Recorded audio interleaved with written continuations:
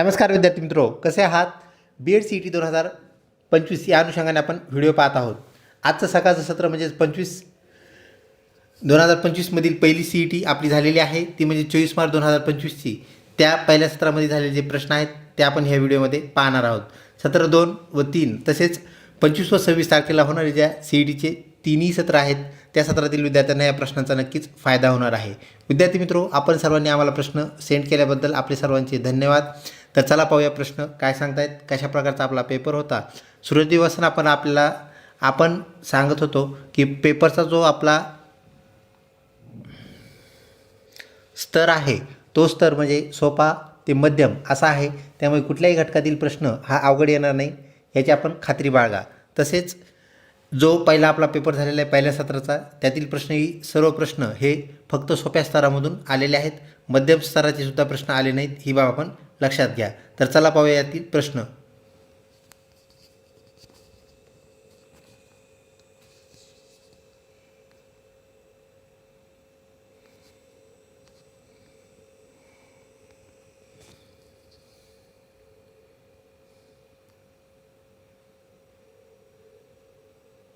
विद्यार्थी मित्रो, आग्रा येथील ताजमहल कोणी बांधला? तर शहाजहानने आग्रा येथील ताजमहल बांधला. वास्तूशी निगडीत प्रश्न हा पहिल्या सत्रामध्ये विचारण्यात आला. त्याशी संबंधित असणारे दुसरे जे प्रश्न आहेत, ताजमहल कोठे स्थित आहे हाही प्रश्न ऑलरेडी आपण घेतलेला आहे, तो म्हणजेच आग्रा येथे स्थित आहे. तसेच गोलघुमट ही वास्तू कोठे आहे असा जर प्रश्न दुसऱ्या किंवा पुढील सत्राला जर आला तर विजापूर हे त्याचं करेक्ट उत्तर. ज्या मुख्य मॉन्युमेंट्स आहेत, बिल्डिंग आहेत, कृती आहेत त्या पण त्या अनुषंगाने लक्षात ठेवायच्या आहेत. तसेच अजिंठा व वेरूळ लेणी कोणत्या जिल्ह्यात आहेत हाही एक महत्त्वाचा प्रश्न आहे, जो की राहिलेले जे आपले सत्र आहेत त्यामध्ये येण्याची शक्यता नाकारता येत नाही. पुढचा प्रश्न, जगातील सर्वात लांब नदी कोणती आहे? तर नाईल ही जगातील सर्वात लांब नदी आहे. त्यापाठोपाठ असणारी 2 नंबरची नदी म्हणजेच ॲमेझॉन नदी, जी की जगात सर्वात रुंद नदी आहे. तर भारतामध्ये सर्वात रुंद नदी ब्रह्मपुत्र आहे. हेही या अनुषंगाने आपण लक्षात ठेवा. त्यावर आधारित प्रश्न विचारला जाऊ शकतो. ब्रह्मपुत्र ही भारतातील सर्वात रुंद नदी, तर गंगा ही भारतातील सर्वात लांब नदी आहे, ही गोष्ट लक्षात ठेवा. तसेच गंगा नदीची लांबीसुद्धा विचारू शकतात. 2525 म्हणजेच 25 किलोमीटर इतकी लांबी आपल्याला गंगा नदीची पाहायला मिळते. त्यानंतर पुढचा प्रश्न, जगातील सर्वात मोठे वाळवंट कोणते आहे? तर सहारा वाळवंट हे जगातील सर्वात मोठे वाळवंट होय. तर भारतामध्ये असणारे कच्छ वाळवंट ही बाबी अनुषंगाने आपण लक्षात ठेवावी.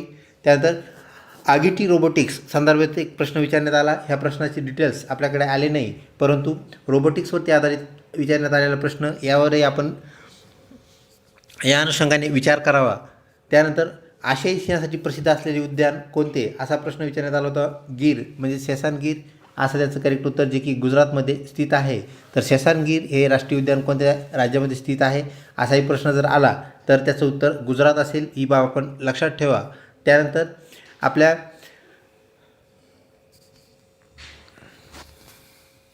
बुद्धिमत्तेतून विचारण्यात आलेला प्रश्न तो म्हणजेच पुस्तक याचा संबंध जर लेखकासोबत असेल तर चित्रकलेचा संबंध कशासोबत असेल? तर दिलेले उपरोक्त जे पर्याय असतील त्या पर्यायामधील आपल्याला इथं पुस्तकात कोण पुस्तक लिहित असतं तर लेखक, तर चित्र कोण काढेल तर तो काढेल चित्रकार. तर ऑप्शनप्रमाणेचं उत्तर जे ऑप्शन्स असतील त्यातून चित्रकार हे आपलं करेक्ट उत्तर ठरेल. त्यानंतर कोविड लसीचे म्हणजेच प्रथम कोविड लसीचे नाव काय असा हा प्रश्न विचारण्यात आला होता. तर त्याचं करेक्ट उत्तर आहे कोवॅक्सिन. कोवॅक्सिन ही सगळ्यात अगोदर आलेली लस होय. तसेच कोविशिल्ड ही कोवॅक्सिन नंतर आलेली लस होय. म्हणजेच पहिल्या लसीचं नाव कोवॅक्सिन आहे. ऑप्शन कोवॅक्सिन आपलं करेक्ट उत्तर होतं. त्यानंतर भारतात दक्षिण गंगामधून कोणती नदी ओळखली जाते, कोणत्या नदीस ओळखतात?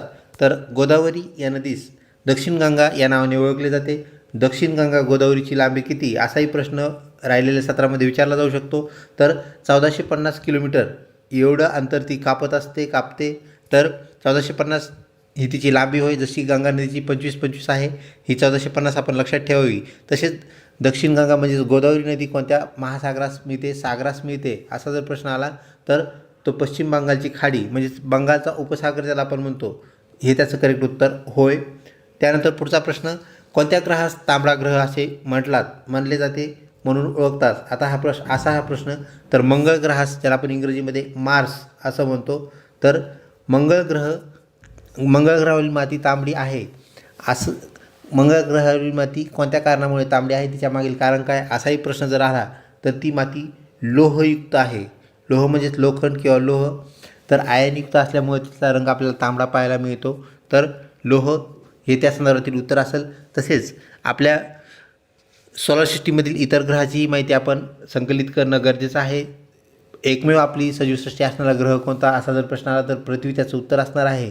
तसेच सगळ्यात शेवटचा म्हणजे सूर्यापासून शेवटच्या क्रमांकाचा म्हणजे शेवटचा ग्रह कोणता असा जर प्रश्न आला तर त्याचं उत्तर असणार आहे नेपच्यून. नेपच्यून हा ग्रह आपल्या सूर्यमालेतील सूर्यापासून सर्वात दूरचा ग्रह होय. त्याच्या अगोदर असणारा युरेनस आपल्या परिचयाचा आहे.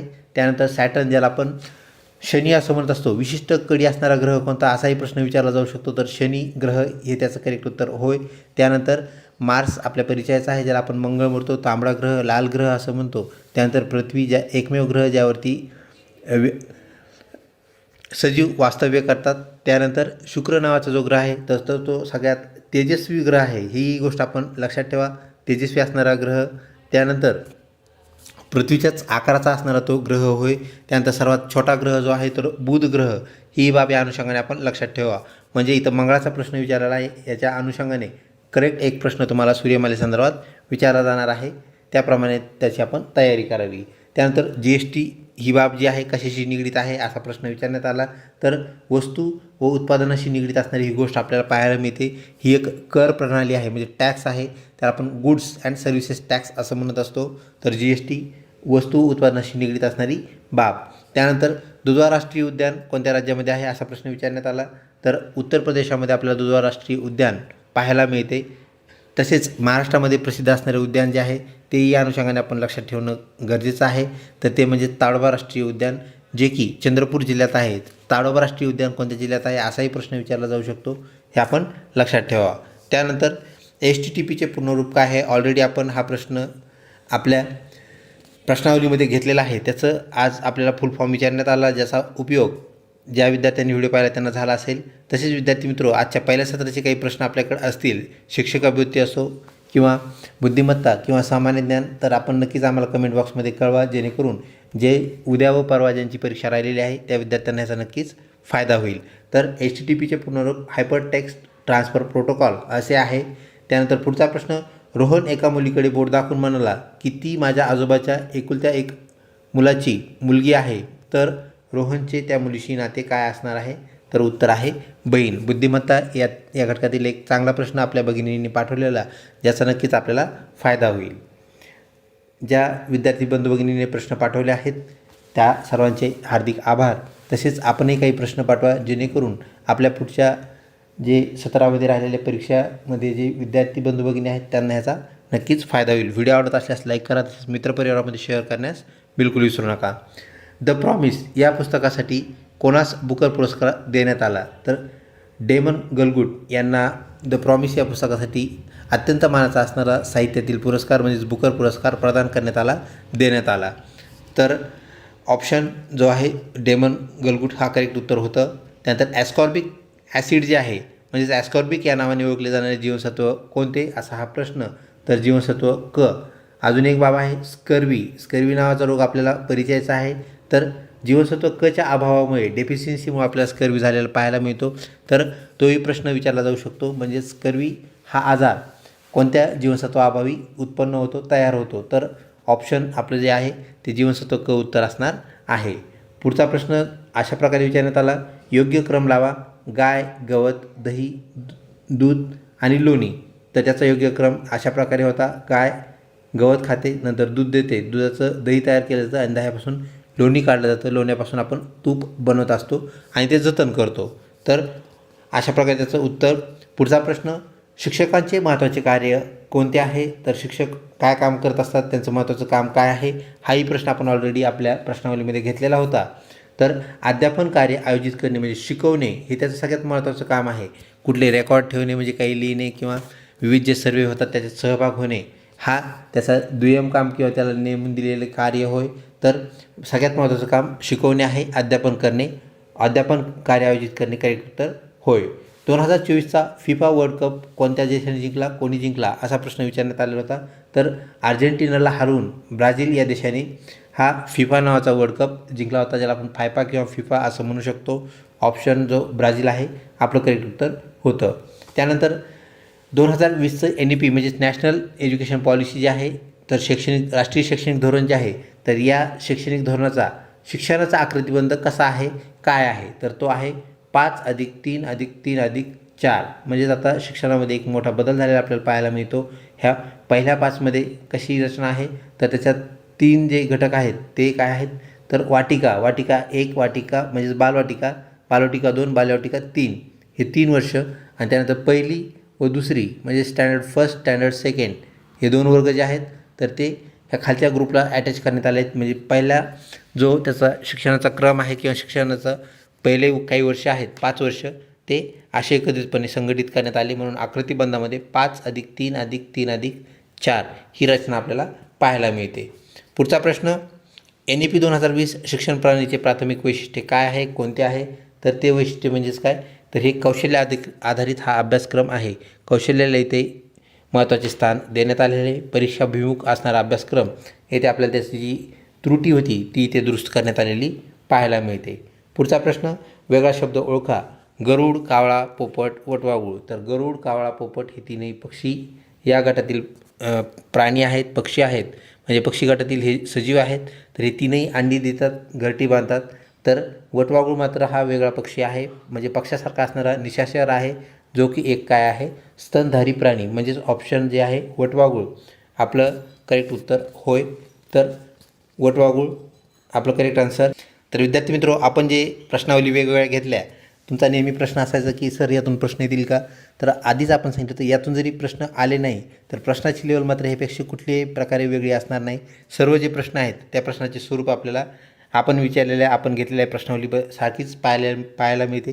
त्यातील बहुतांश प्रश्न आलेले सुद्धा आहेत, ही बाब आपण लक्षात घ्या. तर वटवाघूळ हा सस्तन प्राणी आहे, म्हणून वेगळा घटक, वेगळा शब्द, वटवाघूळ आपलं उत्तर होय. व्हिडिओ आवडत असल्यास नक्कीच लाईक करा, मित्रपरिवारामध्ये शेअर करण्यास काहीच हरकत नाही. तर परत एक आपल्याला वेगळ्या घटकाचा प्रश्न विचारण्यात आलेला पाहायला मिळतो. तर ॲनॉलॉजी आपण ज्याला म्हणत असतो, सहसंबंध, या घटकातील हे प्रश्न आहेत. तर आपण वर्गीकरण करायलो, तर वर्गीकरणाअंतर्गत विचारण्यात आलेले हे प्रश्न.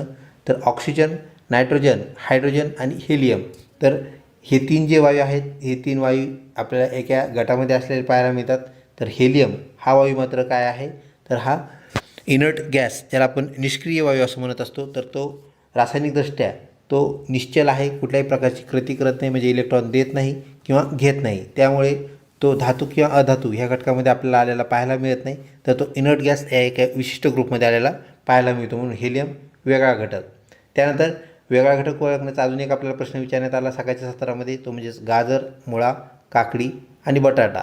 पाहता क्षणी आपण त्याचं उत्तर सांगू शकतो, ते म्हणजेच काकडी. कारण हे तिन्ही जे घटक आहेत, गाजर, मुळा व बटाटा, हे आपल्याला भूअंतर्गत म्हणजेच पृष्ठभागाअंतर्गत आलेले आपल्याला पाहायला मिळतात, जमिनीत आलेले पाहायला मिळतात.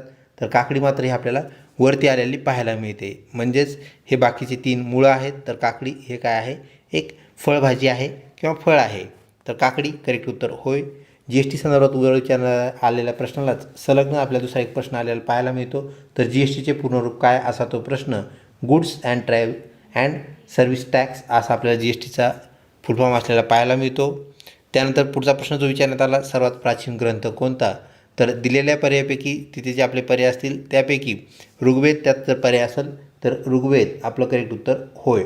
ऋग्वेद जर तिथं पर्याय नसेल विद्यार्थी मित्र, तर उपरोक्त पर्यायातील आपण काय करायचं आहे, योग्य पर्याय निवडायचा आहे. कारण आमच्याकडे जो प्रश्न आला फक्त सर्वात प्राचीन ग्रंथ कोणता असा हा प्रश्न आलेला, त्यामुळे पर्याय नसल्यामुळे सर्वात प्राचीन ग्रंथ जो आहे आपल्या लिखाणामध्ये आपल्याला ग्रंथामध्ये पाहायला मिळतो तो म्हणजेच ऋग्वेद होय. आधुनिक ग्रंथ जर विचारले असतील तर त्यामध्ये आपल्याला त्याप्रमाणे ग्रंथाचं नाव ऑप्शनप्रमाणे उत्तर लिहावं लागेल. पुढचा प्रश्न, सन 1901 ते वर्ष 2000 पर्यंत किती लीप इयर आले आहेत. तर आपल्याला लीप इयर म्हणजेच बुद्धिमत्ता घटकातून हा प्रश्न विचारण्यात आलेला आहे. तर तब्बल 24 लीप इयर हे आपल्याला 100 वर्षाच्या कालावधीमध्ये आलेले पाहायला मिळतील. पुढचा प्रश्न, स्वदेशी चळवळ कोणी उभारली. तर स्वदेशी चळवळीचे प्रवक्ते म्हणजे लोकमान्य टिळक, त्यानंतर बिपिनचंद्र पाल हे होत. तसेच दादाभाई नौरोजी यांच्या अध्यक्षतेखाली या समितीने संपूर्ण भारताची चळवळ आयोजित करण्याचं ठरवलं. तर आपल्या ऑप्शनप्रमाणे ह्याचं उत्तर आपल्याला लिहावं लागेल. त्यानंतर 2023मध्ये चांद्रयान-3 कोणत्या देशाने सोडले, प्रक्षेपित केले? तर त्याचं उत्तर आहे भारत देशाने. तर ऑगस्ट 2023मध्ये आपण चांद्रयान-3 सक्सेसफुली आपण लॉन्च केलेलं आहे, सोडलेलं आहे आणि त्याचा फायदा नक्कीच आपल्या देशाला होतो आहे. तर भारत देशाने ते सोडलेलं आहे. भारत करेक्ट उत्तर होय. खालीलपैकी वेगळा शब्द, वेगळा पर्याय आपल्याला सांगायचा आहे. तर बुद्धिमत्ता घटकातून आलेला हा प्रश्न, आयात, चौकोन, त्रिकोण ह्या तिघांनाही कोण आहेत पण वर्तुळाला कोण नसतात. तर ऑप्शन वर्तुळ आपलं करेक्ट उत्तर होतं. वर्तुळ आपलं उत्तर होय. व्हिडिओ आवडत असल्यास नक्कीच लाईक करा. तसेच आपल्याकडे अजून काही प्रश्न असतील तर नक्कीच आम्हाला पाठवा, जेणेकरून आपल्याला पुढच्या विद्यार्थ्यांना ते प्रदान करण्यात येतील, देण्यात येतील व त्यांनाही आपल्याला फायदा झालेला पाहायला मिळेल. मानवी शरीरात हिमोग्लोबिनचे कार्य काय असते, काम काय असते? तर मानवी शरीरात हिमोग्लोबिनचं कार्य काय आहे? प्राणवायू, त्याला आपण ऑक्सिजन असंही म्हणत असतो. तर ऑक्सिजनचे वहन करणे, प्राणवायूचे वहन करणे हे हिमोग्लोबिनचं काम होय. त्यानंतर पुढचा प्रश्न, नाझी हा कोणत्या देशातील पक्ष आहे? तर ॲडॉल्फ हिटलर आपल्या परिचयाचं असलेलं व्यक्तिमत्व, तर त्यांचा हा पक्ष होय, जर्मनी या देशातील तो पक्ष आहे. तसेच फॅसिस्टवाद, मुसोलिनी यांचा फॅसिस्ट पक्षसुद्धा आपल्याला परिचित असायला पाहिजे, कारण राहिलेले जे सत्र आहेत त्यामध्ये यावर आधारित प्रश्न विचारला जाऊ शकतो. फॅसिस्ट हा कोणाचा पक्ष आहे? तर मुसोलिनी असं त्याचं उत्तर येईल. प्रत्येक तासाला एक घड्याळ काय व्हायला लागले? 5 मिनिटे पाठीमागं पडायले, म्हणजे दर तासाला 5 मिनिटे ते कमी करायला, मागं चालायला लागले. तर सद्यस्थितीत किती वाजलेले आहेत? 8. तर 8 वाजता आपण ते घड्याळ चेक केलं, पाहिलं, दर तासाला ते 5-5 मिनटं मागं पडायले. नंतर 12 वाजल्यानंतर आपल्या ह्या घड्याळात किती वाजले असतील, म्हणजे वेळ किती झाला असेल हे आपल्याला सांगायचं आहे. तर ते घड्याळ काय होईल, मागं पडत ते 20 मिनटे मागं पडेल आणि 12च्या पाठीमागं जर आपण 20 मिनटं आलं तर आपल्याला ते माहीत आहे 11:40. तर आपलं उत्तर असणार आहे 11:40. अशा प्रकारे विद्यार्थी मित्रो, आज ज्या आपल्या बंधू भगिनींनी प्रश्न पाठवले त्याप्रमाणे आपल्याला इथे प्रश्न आपण सांगितलेले आहेत. सत्र 1 ज्याला आपण म्हणूया, तर 24 तारखेच्या पहिल्या सत्रातील हे प्रश्न होय. तसेच विद्यार्थी मित्रो, व्हिडिओ आवडत असल्यास नक्कीच लाईक करा व अजून काही प्रश्न असतील आपल्याकडे तर नक्कीच आम्हाला पाठवा. तसेच दुसऱ्या सत्रामध्ये ज्या विद्यार्थी बंधू भगिनीचे पेपर आहेत त्यांनी नक्कीच आम्हाला प्रश्न पाठवावे, जेणेकरून राहिलेले उर्वरित जे सत्र आहेत त्या विद्यार्थ्यांनी याचा नक्कीच फायदा होईल. त्यांना तर होईलच होईल, परंतु पुढच्या वर्षीचे जे विद्यार्थी आहेत त्यांनाही मागील वर्षीची प्रश्नपत्रिका आपल्याला जशी अनुभवायला मिळाली 2017 ते 2024पर्यंत जे प्रश्न आम्ही संकलित केले ते आपल्यासाठीच संकलित केले, याचा फायदासुद्धा आपल्याला झालेला आहे. तर नक्कीच पुढच्या विद्यार्थ्याला फायदा होईल असे काही प्रश्न आपण आज विचारलेले जे आहेत. तुमचा पेपर उद्या असेल, उद्या विचारल्यानंतर ते नक्कीच आम्हाला पाठवावेत. लवकरच भेटूया पुढच्या व्हिडिओमध्ये. तोपर्यंत धन्यवाद.